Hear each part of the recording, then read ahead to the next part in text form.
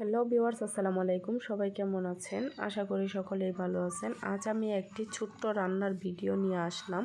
আশা করি ভিডিওটা পুরো দেখবেন। আজ আমি রান্না করব কচুর বড়া। আমি দেখাবো এটাকে আপনারা কিভাবে কাটবেন এবং কিভাবে বানাবেন।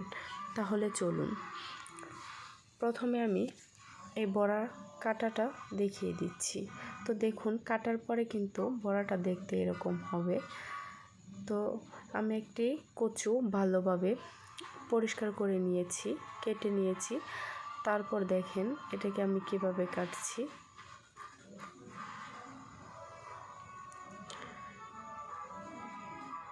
তো আপনারা দেখলেই বুঝতে পারছেন এটা কিন্তু কাটতে বেশি কঠিন না।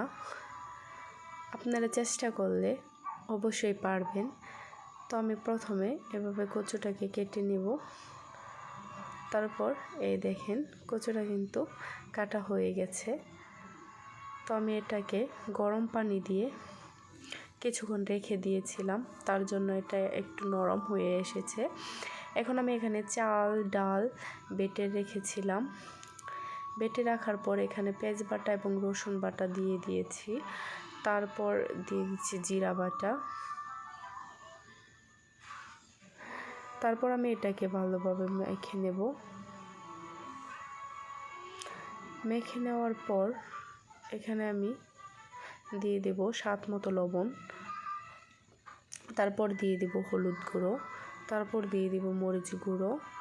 তারপর এটাকে আমি আবারও ভালোভাবে মিশিয়ে নেব।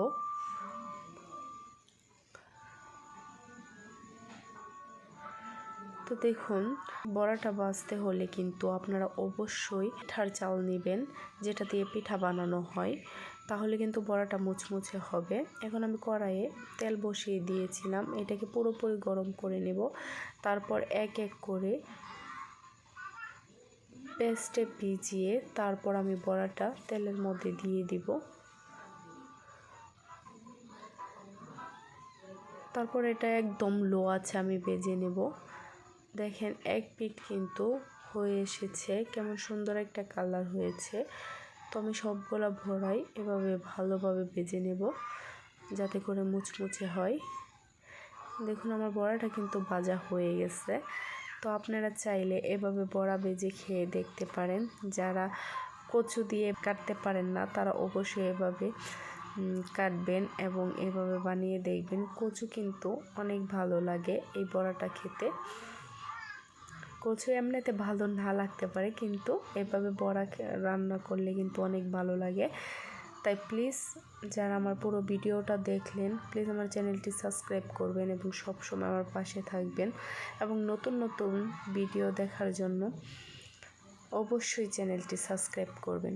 আশা করি সবাই ভালো থাকবেন, সুস্থ থাকবেন। খুদা হাফেজ।